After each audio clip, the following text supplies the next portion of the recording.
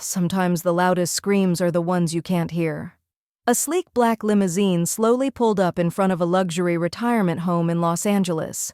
As the doors opened, the sound of camera shutters filled the air. Onlookers held their breath in anticipation.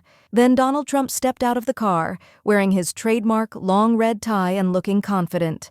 Trump was here as part of a charity initiative and was visiting the nursing home to show his support.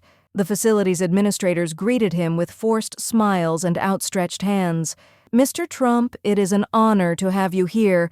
Our residents are excited to meet you inside." But Trump wasn't listening. His eyes were already locked on something else. He noticed the silhouette of an old man in one of the upstairs windows, looking very sad and desperate. His hands were pressed against the glass, his face pale and tired. Trump could see it, the quiet desperation in his eyes. The man was trying to say something, but no words came out. Trump's brow furrowed. He turned to the nursing home director. "Who is this man and why is he so unhappy?" The warden hesitated briefly before looking out the window. Jack? He's an introvert. He's a war veteran, but he's not in the best of health."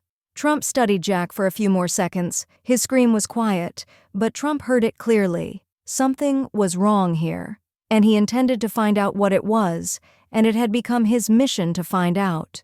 The truth can't stay hidden forever, especially when the wrong person starts asking questions. Trump walked through the halls of the nursing home. On the surface, everything looked orderly. Clean walls, bright lights, a calm atmosphere. But Trump wasn't fooled.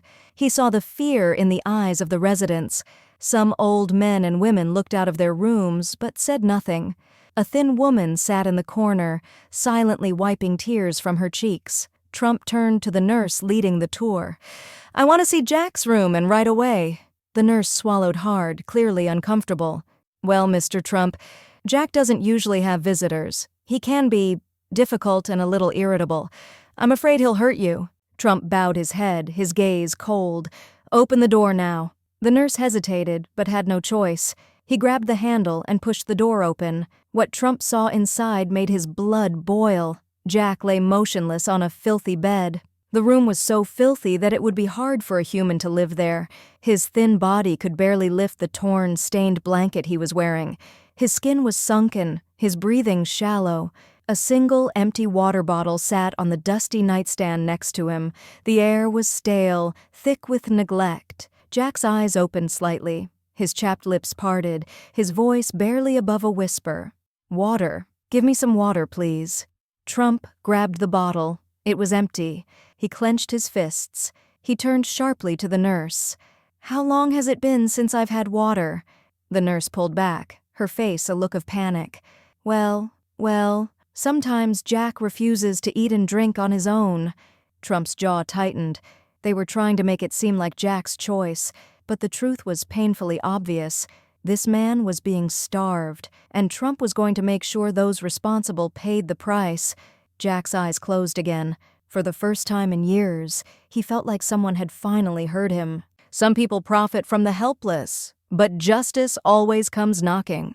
Trump stormed out of Jack's room, his anger now impossible to hide. He marched straight to the nursing home director's office. The moment he pushed open the door, the director jumped to his feet, feigning surprise. "Mr. Trump, I hope your visit has been enjoyable so far."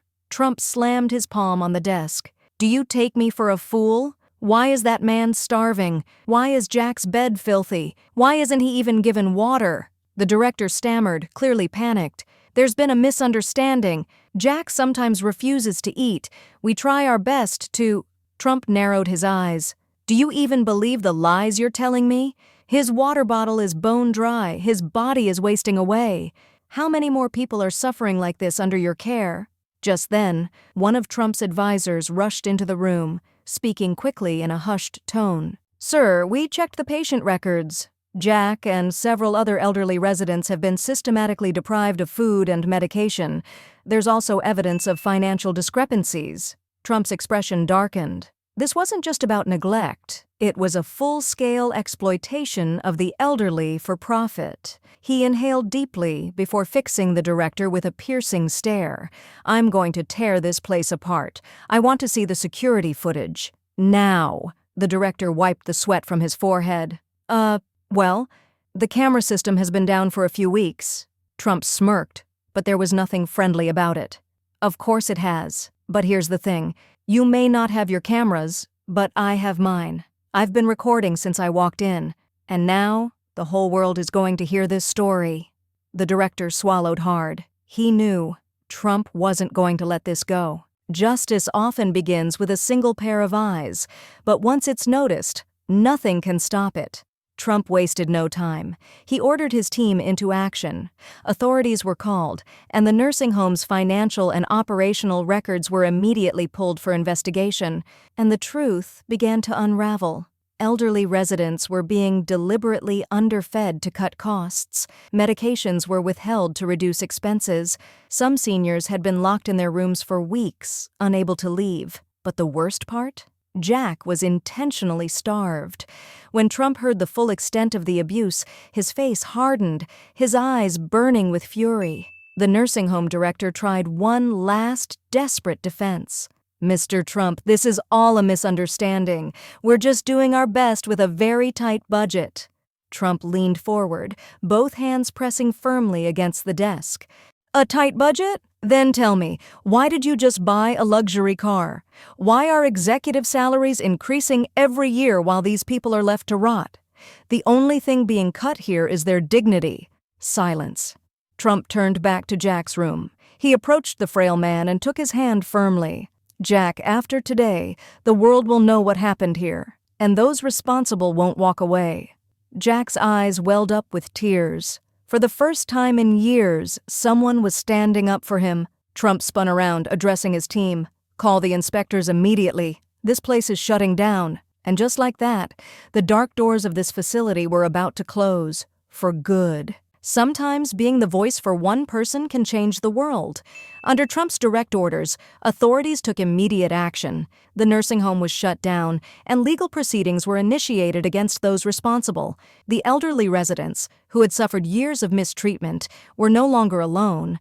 Justice had been served for Jack and his fellow residents.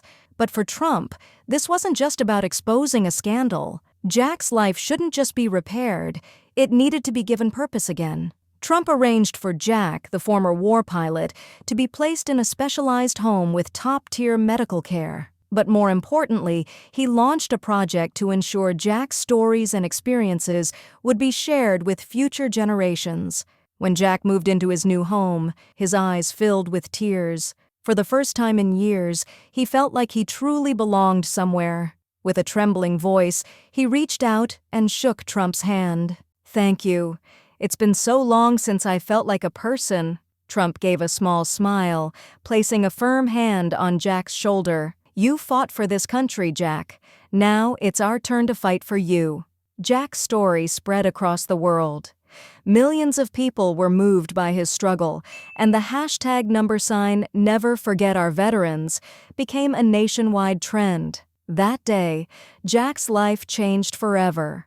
But more importantly, a nation's conscience was awakened.